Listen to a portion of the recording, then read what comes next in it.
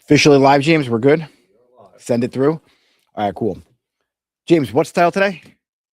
Don't be a boss, be a leader. Wow, that's so amazing. What an original title. Who came up with that? It's pretty good. You did, Nicholas. I think I just yelled that out to you.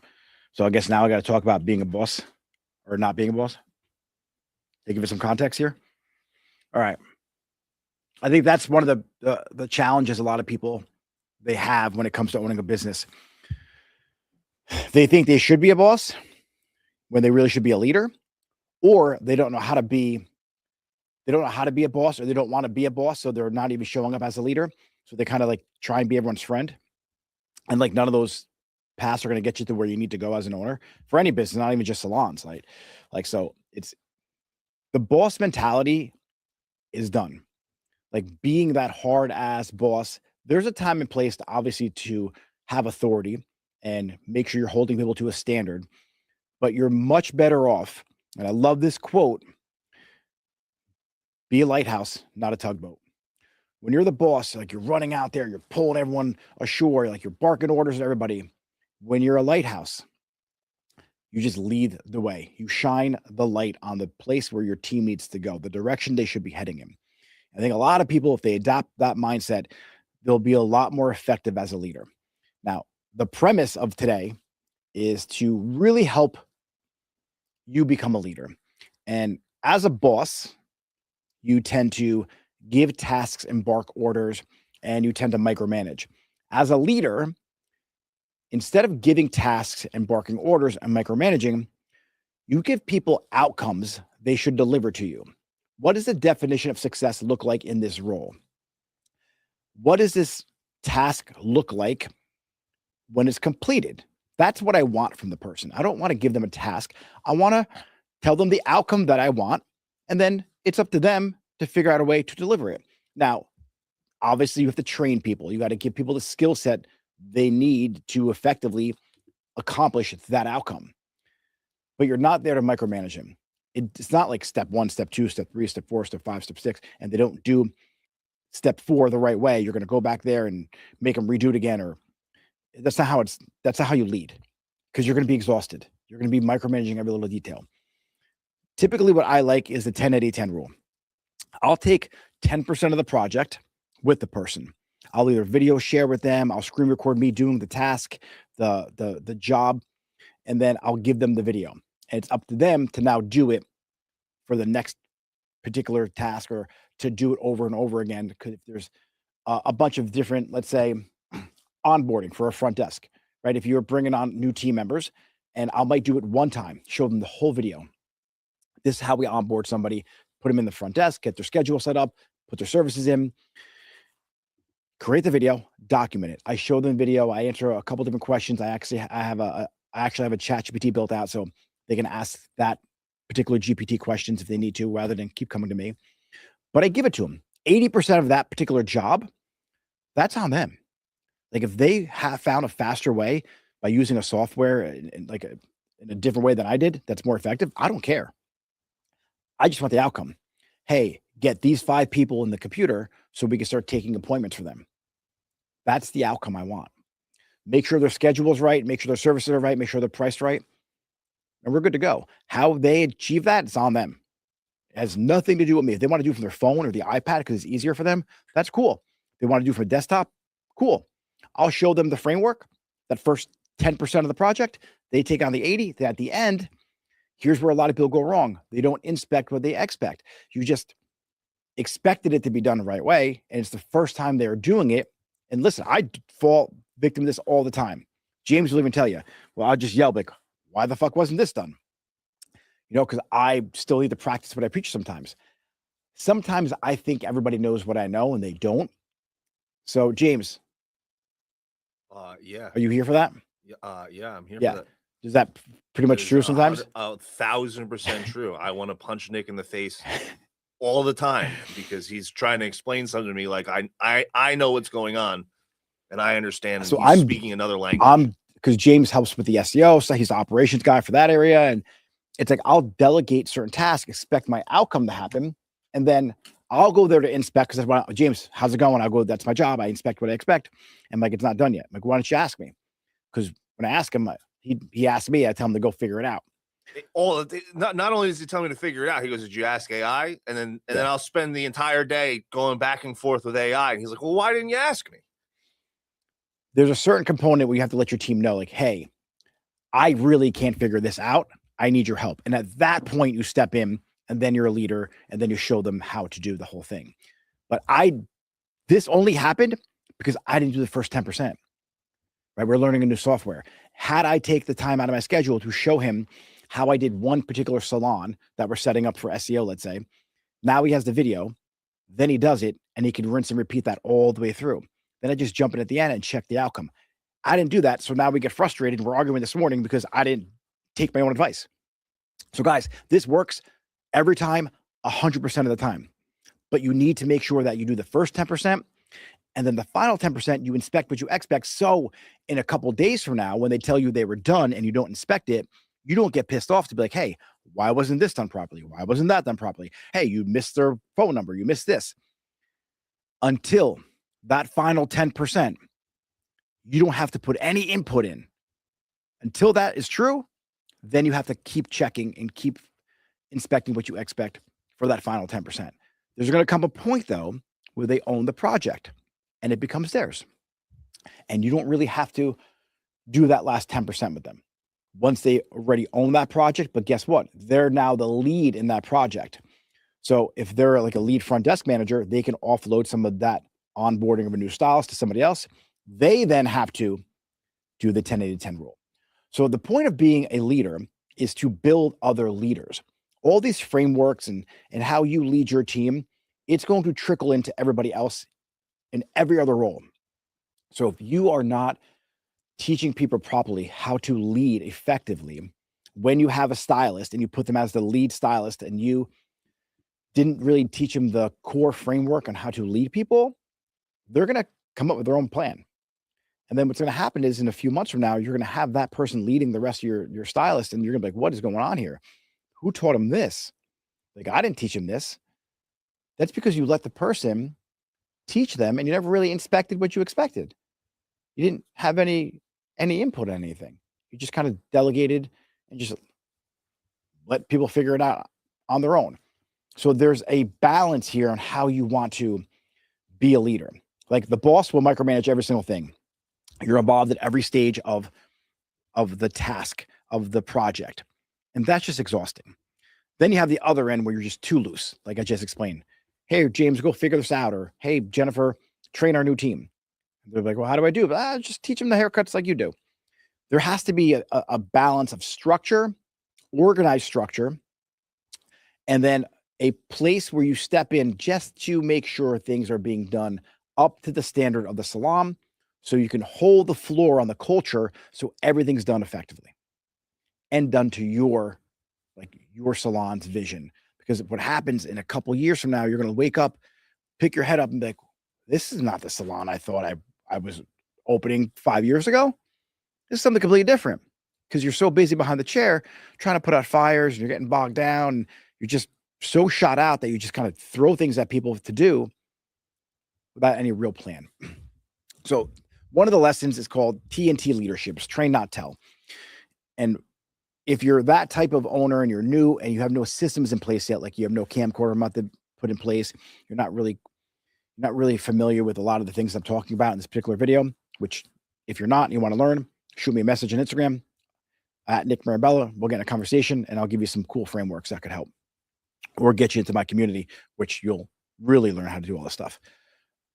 But what I would say is start documenting everything you're doing with either Zoom or Google Meet, voice recording, however you need to do it, so you could pass this on effectively to somebody else.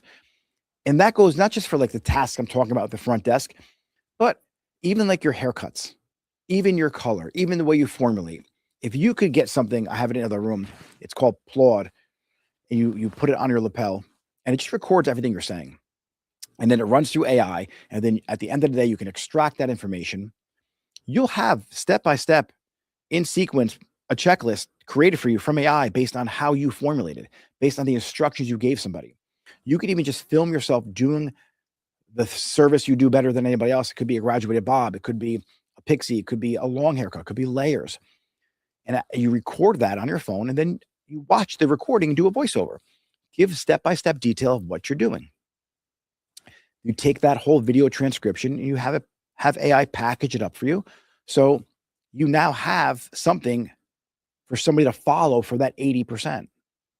So if you are going to build an internal education team, you could film yourself teaching your first 2 new assistants. Then the next person you bring on, or your assistants you bring on, to now start doing the teaching, because now they're on the floor and they're a senior stylist and they got every service dialed in, their customer service is in check. You can now take how you taught in the beginning, how you trained them, that video, that transcript, and they're going to study that. And then you're going to have them create their own version of that too. So this way, all the leaders in your salon are truly dialed in on every level, whether it's washing someone's hair, whether it's doing someone's eyebrows, whether it's checking somebody out, whether it's putting a stylist in the computer. The point is for you not to do it all. Lead them, teach them the skills, the fundamentals, the core skill set required for every position in your salon, which also gets put in your position agreement. But you want to make sure it's documented somewhere. And if you're doing the task already, why not just film yourself doing it? As simple as opening your salon. Sometimes if you have a tricky lock in your front of your salon, you're going to get that text in the morning, the lock's broken. Had you onboarded properly, told them it's 2 clicks to the left to open the door, you wouldn't be dealing with that. But even in your onboarding section for your front desk, or if you have an opener of the salon who opens up to make sure everything's operational ready, that person then would watch that video of you going to the salon with your phone, doing 2 clicks, letting them know, hey, it's not broken. In the wintertime, it sticks, so do 2 clicks. And then when you pull the door open, make sure you go immediately to the alarm and shut the alarm off. Because sometimes you'll pull the door open, hit the light, and the person outside asks you a question, and now you get distracted. The alarm's going off, the cops show up. It's a nightmare. I know this in such detail because it's happened to me before. So now it's part of how I onboard a front desk. Because you unlock the door, you go to pull it open, that triggers the sensor for the alarm.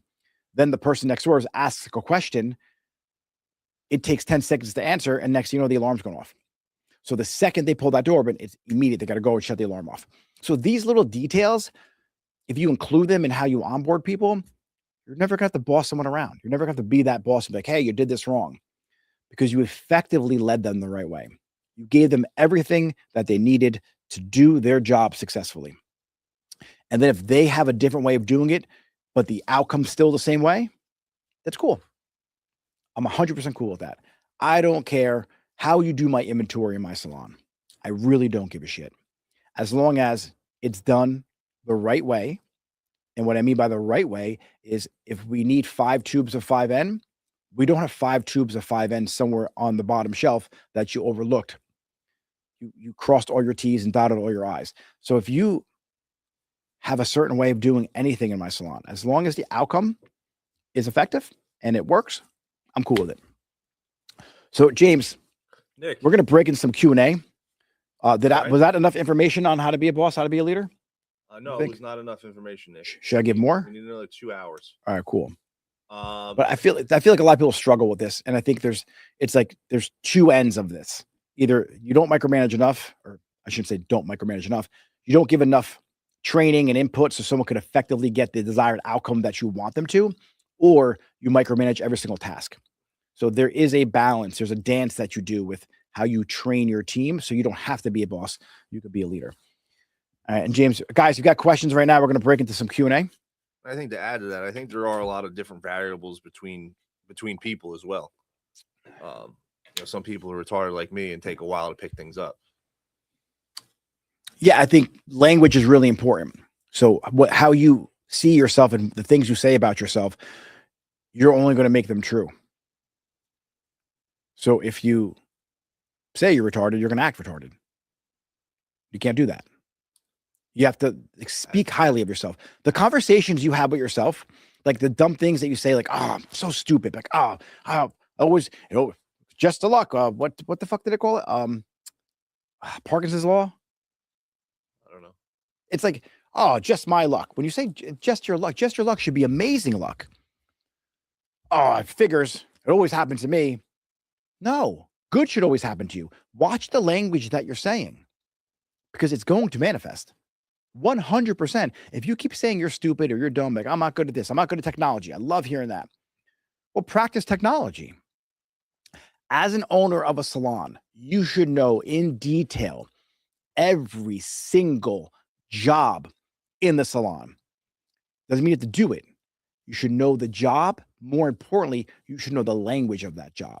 So when you go to delegate the social media and you say, I'm not good at social media, so I give it to the 20-year-old in my salon, that's bullshit.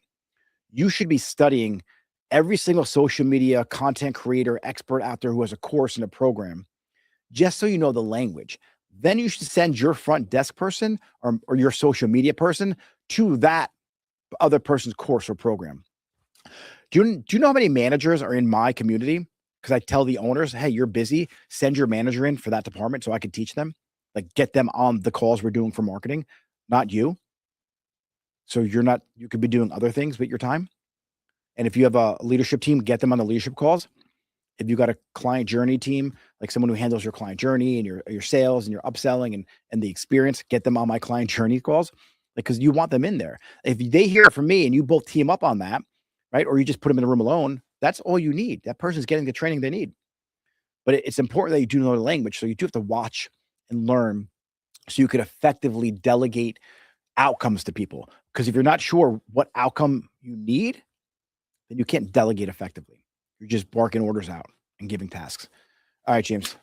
Mike runs it. Quick question. Yeah. What's the biggest mistake you see salon owners make when they think they're leading, but they're really bossing people around?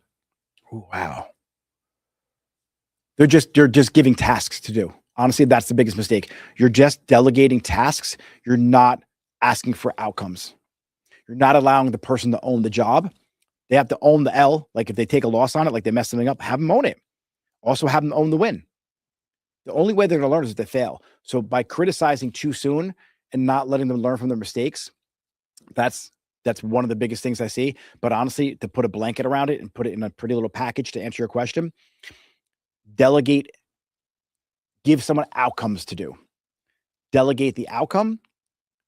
Don't delegate tasks because you're always going to be micromanaging. You want to give someone the outcome. And here's the deal. Don't hire idiots. Hire people who are smart. Like I made the mistake of hiring James, so I got to deal with that. But as he tells me to Yeah. not say I'm retarded. So just hire someone who can actually think. James, believe it or not, is smart. It's his negative self-talk is what puts him in the rut that he's in. So hire people for the position and honestly, pay them. Like if you're hiring a manager, hire a manager. Don't hire your friend's daughter or someone's niece or somebody else to manage your salon. Hire someone who could think higher level, who has responsibility, who has some kind of a business acumen. So they know if they learn something, they know that they know how to apply it. Right? Some people you hire aren't the right person for the job. They're the right person to you because they're saving you money because you're paying them 15 an hour or they're affordable. Well, when you hire a manager or you hire someone to do your social media, they should be way better than you at that particular job. You should have no input with them. They should be delivering the outcomes to you based on what you're paying them. So if you pay someone $15 an hour to manage your salon, you're going to get $15 an hour outcomes. And that's not going to be a profitable situation. But if you pay somebody $25, $30 an hour, or whatever the salary may be, it's a really good salary because you hire a really good person. You should be getting that outcome. If you don't, fire the person. You get what you pay for. So, James. Sarah B lived in hair. There's a fine line between micromanaging and training a new stylist to fit the culture. Where do you draw the line? Give them like, hey, it's a 90-day trial period, right? So you want to give them the floor, the non-negotiables. These are our non-negotiables in our salon. Have them established. Anything that's not a non-negotiable, it's negotiable. So that way, if they do something that's off-brand, you could correct it. Don't ignore it. And then you're fine. So when training a new stylist, there's certain things that you want them to observe. So what I would do is, hey, Sarah, do me a favor. First day, I want you to hang around. I want you to, at the end of the shift, right? You want them to tell you what your culture is. What did you notice different about how we do things? If you want to prep them ahead of time, be like, hey, I want you to pay attention and tell me how we do things differently at the end of our shift. Or if you want to really test them at the end of them hanging out all day to see if they're observant, bring them in your meeting room or wherever you would like to talk to your team. Be like, hey, so, okay, how was it today? What did you notice that we do different? And then see what they say to you. Oh, every single person when they walk in, they get greeted, they get asked for coffee, they ask for water. When you check them out, every single person left with retail. When you went from color to cutting, you switched out their cape. If they didn't notice the first time, because some people are a little slow, the next day, have them observe again. Like, all right, pop in tomorrow. I want you to observe a couple things, and I want you to tell me some feedback on what you noticed that we do differently than your last salon, or things that you like that we do, or things maybe we could do better. You want them to absorb the culture and really observe it. So this way they can fit in to the best of their ability. James, next question. Sarah also asked, how long is your training program for new stylists? Honestly, it's onboarding process is 90 days. Training program for new stylists. If you're new to my team, but not new to the industry, there's really not much of a training program. Like, you're going to bring in a couple models. I'm going to see how you know your way around the salon, and you're off to the races. My training program is more based around less technique and more social media, how to show up, how to be a leader. Because honestly, as a hairstylist, you're a leader too. So a lot of us hairstylists don't think of ourselves as leaders.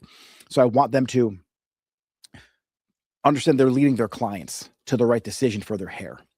So that's where I spend a lot of my time on some of the experienced stylists. Now, for someone new out of school, 6 months, you should be on the floor doing basic services. In 1 year, and when I say 6 months, you have someone helping you out. Like, there's always like a mentor with you working the same day. So from 6 months to a year, you're doing clients on your own. You got someone there for security.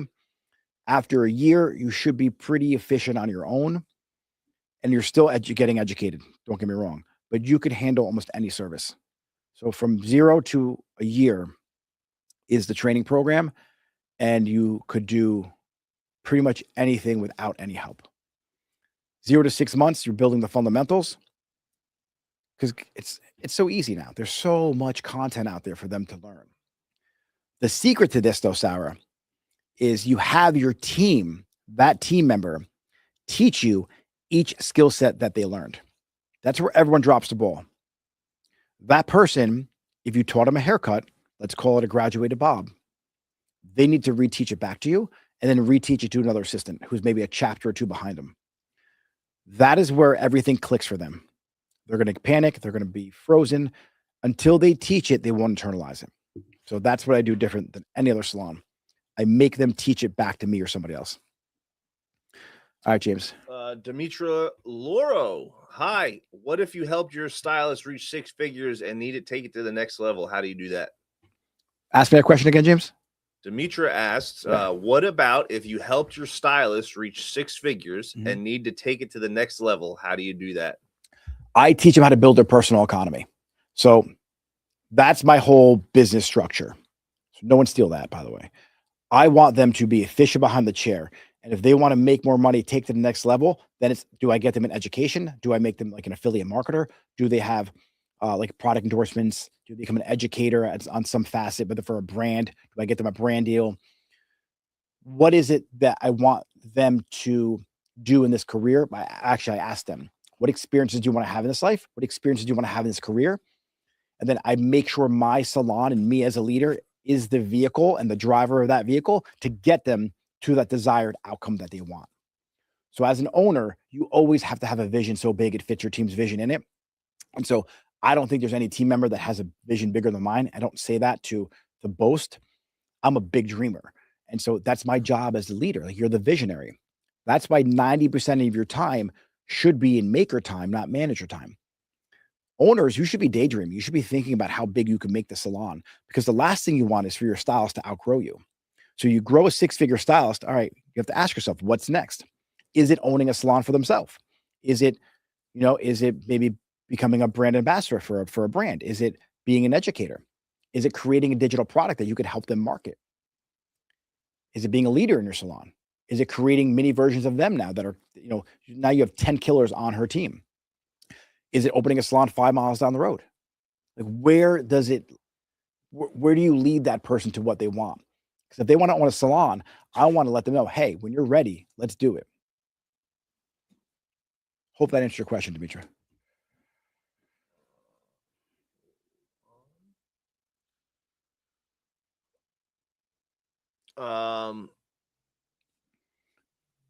You guys, it's Real Vanessa. right, How alright, do you cool. lead someone who's been in the industry longer than you? I have stylists with 20 years experience, and I've only been an owner for 3. Right there, they're your stylist, you're the owner. So that's fine. You are the owner. Embrace that. Make sure you are there to support their dreams and their vision. Because if they had a vision to own a salon, they would have done it. And if they did it and they failed, well, they weren't capable of owning a salon then. That wasn't in the cards. That wasn't in their DNA to do it, because it's really hard to own a business. So you have to act as the owner. You have to get rid of the mindset of they have 20 years experience, they're better than me. No, they have 20 years experience. They may know a lot more stuff than me behind the chair based on their experience, but I'm still the owner. So how are you there to support them in their career? It doesn't matter if they were 20 years or 30 years or however many years. You still own the business. You still took the risk. The lease is in your name. So you have to step into that role. It's just changing your outlook on yourself. Get into state, like seriously, like become the person they look up to. Number of years in experience has nothing to do with it. Now, when it comes to technical skills, like they might be able to outfoil you or do certain services better than you because they have more experience in that particular area of technical skills. But as an owner, you're the owner. That's it. You got to own it. Like, own the role. So if you want to get the book called The 5 Levels of Leadership, then you can establish what level you're on with each one of those team members. And you want to get to level 5, obviously, as quick as possible. But if you're on a level 4, you're good. That's going to be the most important thing, is you understand where you stand with each person, and don't try and outshine them. Like, don't pull the I'm an owner card. Like, learn how to lead effectively. I would honestly love to get you in the program if that's your situation, because you would crush it. We have Tommy Too Fresh. Is there a difference between leading a booth rental salon versus a commission salon? Like, does the leadership style have to change? Honestly, this is my answer. People can tell me I'm right or wrong. No, I don't think it should change at all. And people who own booth rental salons, they will probably tell me differently, because they own the booth rental salon because they want to have an easy, like, problem-free situation going on, but there's still issues there. If you don't lead that team the right way, they're going to be late on their rent. They're not going to show up. They're not going to build careers. Now, with a commission salon, you as a leader, obviously you're going to have a bigger take of their end of the deal, right? Of their revenue.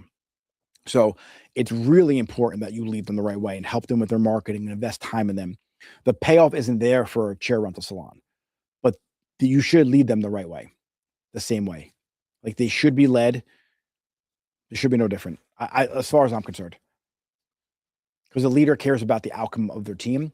And if you really use the framework, leaders eat last, doesn't matter if they're a chair renter or if they're a commission. This is why the chair renter, like that model, chair renting, it doesn't fulfill me, because I want to be in it with them. I want to be like, hey, if you win, I win. And sometimes with the chair renting model, it's like you could pour everything into them and they're just keep growing their business, and you're still capped at that $300 a week. You can't help them. You can't invest ads for them. So what I do for my salons, I'll just help you out if you own a chair rental business. There's certain buckets that I put portions of their commission in. Let's say we're 50-50, right? 10% of the 50 I hold on to, I put into a bucket. I put into a bucket for marketing. if they want to maybe drop down to 40% commission, and then that extra 10% they're giving up, I put that in the bucket of marketing. So we can do that. We could take their numbers for, like, let's say for the last month, last 60 days, take a look at their average. And then moving forward, we're going to figure out what the percentage would be to invest $50 a day in ads. Then that goes in their bucket. We run that for 3 months. I would do the same thing for chair renting. So I would be like, hey, Steve, your chair rent is $300 a week. If you want me to advertise for you with our salon's marketing system, it's going to be, you could pay $350 a week or $400 a week, and we'll invest $100 a week into advertising or $50 a week in advertising, and you put that in that bucket. So how you lead them and how you develop stylists or barbers is the same. It's just done a little differently, whether they're paying for that with the chair rental and you're raising the chair rent. And then once they get busy, you drop the chair rent back down to 300 because now they're busy. Now, when it comes to a commission salon, the reason why I do a sliding scale is for that same reason. Now, let's say they wanted to give me that 10%. So then what I do is I advertise their 10% and my 10%, and then they're busy. They take their 10% back. And then I bump them up to maybe 60%. So that 10%'s gone now. Now they're marketing themselves fully. And then the difference is education. I'm now pouring some money in the education for them. That's why I do the rev share model. It's independent.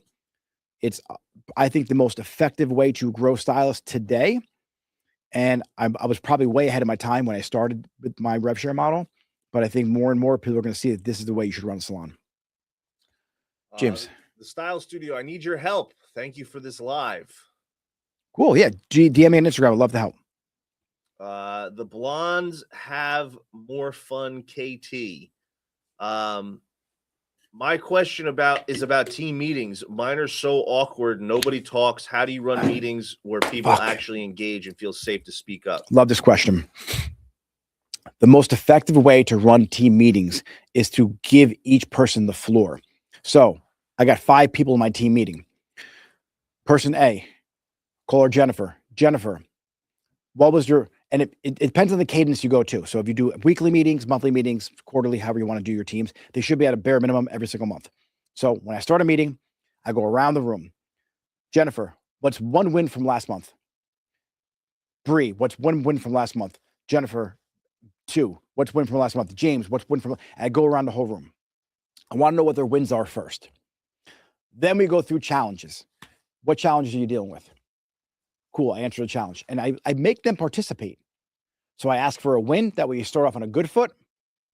And then as I go around the room, I get their challenges. Now you can't come to a meeting with a challenge or a problem without a solution. So great. Marie, what's the problem? Oh, I got a problem with the front desk. I'm like, all right, what'd you do to fix it last week or last month? Oh, I pulled her aside. We fixed my booking software so people can't book online without a consultation. Awesome. I want them to know what problems they had over the last week or month or whatever the cadence is for your meeting. Then I want them to tell the whole group what their solution was. I call this the 5 pillars of an effective meeting. It's in my community. I think it's the best way to run a meeting. So you're not up there by yourself looking at everybody awkward. Like, all right, guys, you're still coming in late. No one's selling retail. You guys still look like shit because you dress like you're going to a gym or to your friend's house in your pajamas. Like, it's just boring. So you don't want to do that. You want to give them an opportunity because it's a team meeting. Your one-on-ones, that's where you do any kind of criticizing or correcting. Team meetings are really meant for wins, group correcting. So it's like OKRs, objective and key results for the whole entire team, the unit. And then we want to end it on a good note too.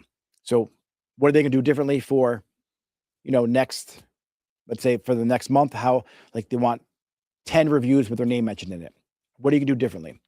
Well, I'm going to do X, Y, and Z differently to get those 10 reviews. And then I want to be more efficient in my corrective color. So what are you going to do? I'm going to sign up for Blonde Chronicles and learn how to color hair better. And so next month, I'm going to be more efficient. So at the next meeting, she then could report back on how she's doing in her progress. Then you end the meeting on a positive note. Someone's getting married, someone's birthday, there's going to be a team event going on, someone just had a kid, whatever the positive news is for the whole group, you drop that in at the end. Everyone feels good. So if there's any drama that got, ironed out during that team meeting, you're leaving off on a good foot. That help? We have Sarah lived in hair again. How do you deal with people putting in 2-week notice? I appreciate your 2 weeks. Thank you so much. Just to give you a head start in your next salon, you can leave today. That's all. I appreciate your 2 weeks. I don't need you to I don't need you talking to people about you're leaving a salon and the whispers that happen in the back room and you getting more clients. Listen, I love my team. If they leave, that's cool. I let one girl stay for 2 weeks. And the funny part was I should have let her go immediately. She then went behind my back and was like whispering to the assistant to get her to go with her. She's watching this. I want you to know that you did that. It didn't that's how people are. So you just showed your true colors. So I said the door was always open, but guess what? That just shut that door. So what I like to do is just say, hey, I appreciate you telling me. I think you're amazing. It's going to be a great opportunity for you. Today's your last day. See you later. Because it just makes everything easier. Now it's going to be more work. You got to call their clients, move them around, handle all that bullshit. But yeah, just get them out of there as fast as possible. Now, with that said, too, if you want to have like the exit meeting, like what brought on the decision, what could we do different, like have that conversation with them right then and there. So you could fix the problem if it's a problem. If it happens all the time, like you keep getting people giving you 2 weeks, that's a you problem. Right? That's not a them problem. You got to fix something, what's going on in your salon. And if it's the same issue happening over and over again, I just dealt with this in one of my salons. We got to fix the issue. So as a leader, you got to figure out a way to fix the issue, and then you got to do it. Hair by Lisa J. Will. How do you recommend advertising for one specific stylist in a commission salon? You weren't on the community. I just taught a class on this. Meta ads or Google ads for that. Like, here's how you advertise for a commission stylist, just one in your salon. You want to create a landing page on your website for that stylist, their name, their info, just their work, before and after pictures, a link to their Instagram, all that information, their hours, pricing. Then you're going to take out a Google ad, search campaign for best hairstylists in XYZ town. Direct that ad to that page. Now you're done. Keep it like a small budget. You're going to create a retargeting campaign on Meta.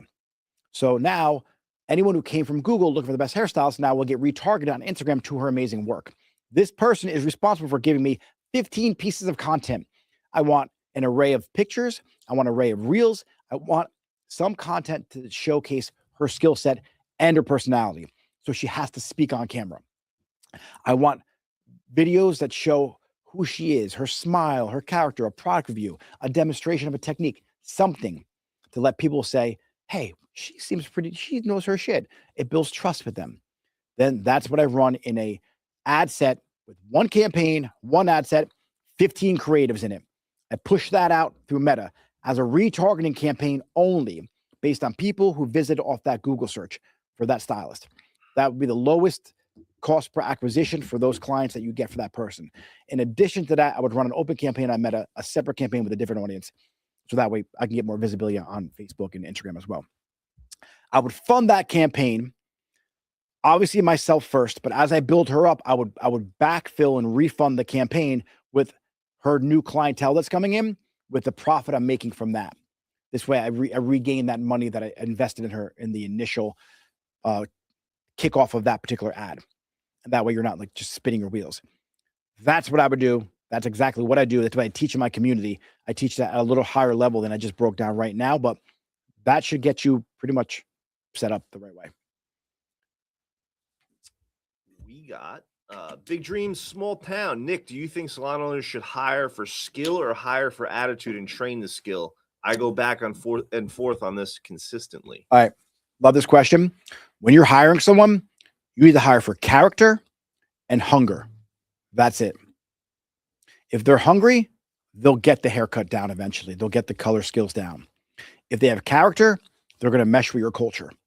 If their character aligns with your core values, it's a home run. Even when you just hire on skill and overlook their personality, you're not going to enjoy going to work every day. It's that simple. So those are the two things you want to look for: hunger and character. And you, as an owner, should have really good skill to teach them that skill. Paula K writes a question similar. Genuine question. When you interview someone, how can you tell if they're going to be a team player or a problem? I feel like everyone says the right things in interviews. Oh, love this question. When you hire someone, I have a pretty robust interview process. It's called the Core Values Identifier. I have it in my masterclass bundle. You can get it there. I'm going to give you the quick little 30,000 foot view of what it looks like. I go through their core values. They get a sheet. They cross off their core values. They put it down. I narrow down their top 3. Once I establish what their core values are, if it aligns with my salons, we're good to go. If they pick honesty, my salons is integrity, it's the same shit. It's cool. We match. Then what I do is I like to ask them, name 3 experiences you want to have in life, not just as a career, in life. Then I'm getting a little deeper in like who they are as a person. Then I ask them, name 3 people you admire and why. Then I figure out who they admire and I figure out why. Then they go on a 30-day, 60-day, 90-day process. There's obviously more involved in how I interview people, but that is it in a nutshell. And you will find out a lot about a person based on who they admire and why. And then I give them some, like, also in that program, I give them test scenarios. Take me through a time that you were really challenged in your last salon or last workplace, and I get a chance to really feel them, how they handle situations. So if your client's running a half hour behind and you can't do her hair, is it cool if we were to give your client to Vanessa instead, so your client gets service for that day? If they're like, no, that's my client, you kind of know who they are. They're like, oh my God, yes, I would give them the formula. I would help them out. I would, no problem. Like, give them scenarios to kind of test them out. Hey, it's Melanie. Can you talk about leading with empathy without letting people walk all over you? I feel like every time I'm understanding, they take advantage. Yeah, you can lead with empathy. I know exactly how you feel. Like, hey, Vanessa, like, I totally get it. Like, I really understand. Like, I was in my career, I was there too. But that can't happen here ever again. Like, I get it. I have kids. I run behind at home. It's stressful. So you just have to leave earlier. You got to plan the night before, or we got to move your hours. You got to start at 10 instead of 9. That's all. Give them a solution. But there's something I teach called the 5 leadership languages. It's not what you say, it's how you say it. So if you're really empathetic, you could kind of feel how that person gives and receives information. That way you could communicate on their level so it's received. And you would just want to make sure you have your non-negotiables. So you could be empathetic to somebody, like, hey, I get it. Life is hard. But when you show up here high, you can't work here anymore. I get it. You lost a parent. Totally understand. There's no reason to become a raging alcoholic and come in drunk for your client. Like, this is shit that I experienced in owning salons. It's fucking devastating when you lose somebody in your life. But I can't let it affect my salon. So tell the person, hey, take 2 weeks. I get it. Like, be empathetic. Like, we're human beings here. But don't forget, if someone's going to sabotage your culture, what about the 15 people who are working for you? And what about the reputation they're trying to uphold for the salon? So you got to make sure you stick to your non-negotiables and you hold your floor and hold that standard, and nothing can go below that. That's why being an owner is hard, because these situations happen and you have to have these conversations with people. Hair Love Tasha, how do you deal with stylists who are amazing with clients and get unbelievable reviews, but are terrible with the rest of the team? Like, clients love her, but the staff can't stand her. I think it's a little too late, because you let things go. You let things go this far without it being addressed. So I'm teaching this actually on Monday. When you ignore behavior, they can do what they want. Like, you just ignore it, so they think it's okay. When you correct behavior, they know they can't do that. And then if it keeps on happening and you keep on correcting it, then something needs to take place that they may not be part of the team anymore. When you encourage behavior, then you let them know, hey, listen, this is awesome. I love this. We need more of this. So when they help out the team, encourage it. When they do something that is not really going to be copacetic with the team and align the culture and align the team so everyone works together, then you have to correct it. Don't sit here and ignore something. Like if they got smart with one of the team members and they said something that was out of line, you got to correct it immediately. Because then they said that, they're like, oh, cool, I can say what I want now around here. Has to be corrected. And self-correct with the team. Tell the team to let them know, oh, I'm sorry, Jen, you don't fucking talk to me like that. I may be the assistant here, but how you speak to me is on the same level as everybody else. So tell your team to stop being little bitches and correct her as well. So sometimes 4 or 5 team members need to get her in a room and be like, hey, listen, we love you. We think you're great, but how you speak to us, not going to happen anymore. So that's going to fucking end today. And granted, I'm from the Northeast. That's how we handle shit, but stop being little bitches and then correct her. Maybe that's the answer you needed. Hopefully that helped. There's no divas in this. I hate that in a salon. Like when you get that one person who's like, clients love them, but they're just horrible to the team. Like you got to get your team to stand up for themselves. Believe me, things will change. Sarah B is back. She said, how do you deal with complaints with services with newer stylists or if a client is unhappy? Love this question. Hey, you got to get feedback, right? So you want to know what happened. Take me through the service, Jen. Like, let me know what happened. All right, cool. They should do this. How was your consultation? Then I do the same thing with my stylist. Hey, take me through the consultation. What happened? What she asked for? Because some clients are crazy. They like the bitch. Then you know what I do? I make sure that newer stylist is there with me when I correct it. Hey, Jen, let's start from scratch again. Take me through the consultation you had with Vanessa here, and then show me the pictures. All right, cool. All right, love this. Vanessa, was this the picture she showed you? No. Oh, show me the picture that you showed her, please. No, I get it. No, I want to see the picture you showed her, so I need to know how we got here with your hair. And then a lot of times they show you the picture, and I'm like, well, this is kind of what you have right now. So what about this don't you like? Oh, because this looks like the picture. So it wasn't that she messed up. It's just that the consultation was wrong. She should establish the fact that, hey, this is too warm of a color for your skin tone. I don't think it's going to look right. So that builds that person's confidence. This teaches them to not switch the script and be like, hey, change your mind halfway through and you're going to get shit for free. Like I teach you how to treat my team. So I make sure I nip everything in the bud. I make sure everything's out there fair. And it's completely transparent. It's fair to the client. It's fair to the stylist. So depending on how the conversation goes, if they show me the picture, it looks nothing like that. I'm like, whoa, because I had that happen too in my salon where I'm like, I don't know how the fuck you like, did she show you this picture? Yeah. Okay, cool. I don't rip her apart right here. I'm like, okay, cool. No problem. Go to my consultation. I go to the back. I'm like, hey, what the fuck happened? Like, did you like, what did you think? Like, did you think that looked like that? Okay. Take me through what happened step by step. Okay. You overtoned her. This happened. And now I know all the steps that happened. Listen, if you overtone somebody, clarify their hair, do this. Like I take them through the correction steps of what happens, like the oh shit moments. Then I fix that person. I fixed their way of thinking so they don't see this picture and end up with that again. So that's what I do. Because your clients will come in with a different picture and they will be like, hey, this is what I wanted. And then no, that's not what you showed my stylist. So Barbara, let's be honest here. Are you don't like how it looks on you because it looks just like the picture? We're still going to do your hair today.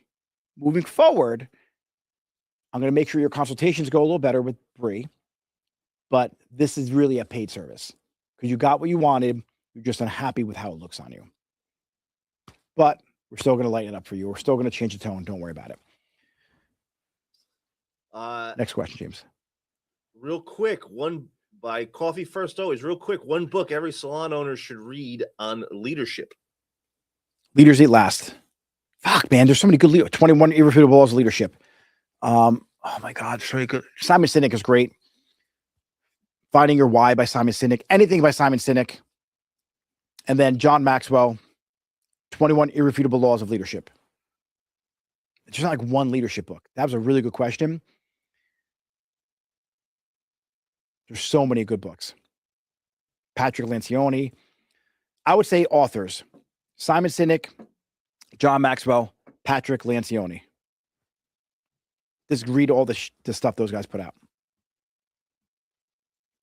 And the book by Patrick is called The 5 Dysfunctions of a Team. That's a good one to read for a salon.